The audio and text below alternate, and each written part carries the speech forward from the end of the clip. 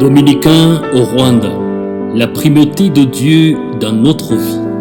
Lundi de la 15e semaine du temps ordinaire. Aujourd'hui, Jésus poursuit son discours sur les qualités qui doivent marquer ses disciples. Son langage et ses exigences semblent durs.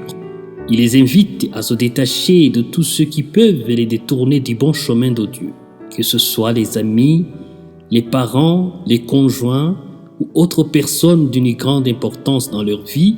Selon Jésus, rien dans ce monde ne doit s'intercaler dans notre relation avec Dieu.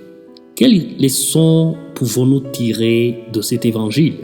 Primo, Jésus nous révèle et affirme la primauté de la parole de Dieu dans notre vie sur les autres formes d'autorité morale. Suivre le Christ, c'est suivre la parole de Dieu comme guide principal. Du temps de Jésus, il y avait beaucoup de guides spirituels. L'amour de la tradition, la peur de l'autorité et le fanatisme religieux pouvaient facilement priver les chercheurs de Dieu de la lumière de cette parole de Dieu. De ce fait, qu'est-ce qui guide nos choix, nos décisions, nos activités? Deuxièmement, l'Évangile nous apprend aujourd'hui l'autre face de l'amour, qui est le renoncement ou le détachement. Il a fallu à Jésus de se détacher de certaines pratiques et de coutumes pour transmettre la parole de Dieu. Par exemple, si Jésus n'allait pas intervenir à temps en se détachant de certaines pratiques, la pauvre femme attrapée en flagrant délit d'adultère serait morte des coups de pierre. La Samaritaine ne saurait jamais ce qu'est la vie éternelle.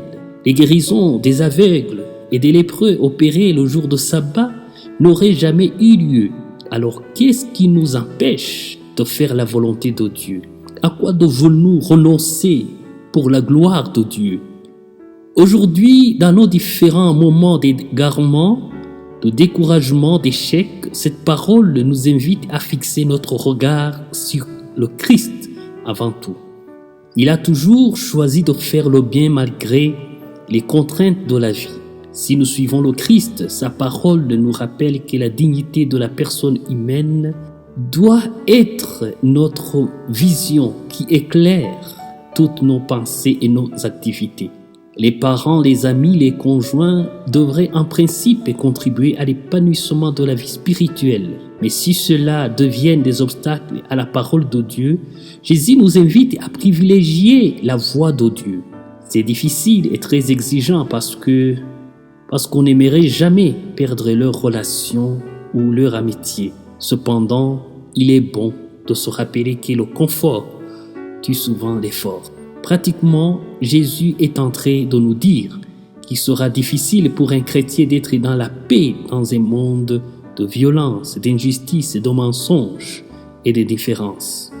Bref, s'il est en bonne relation avec Dieu, il sera indubitablement dérangé par le mal autour de lui.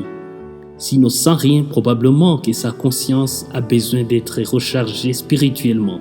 Prions le Seigneur pour que le projet de Dieu pour nous soit une priorité de notre vie et demandons la grâce d'être sensible à la souffrance des autres, comme Jésus qui a tout laissé pour nous sauver du péché et de la mort, maintenant et pour toujours. Amen.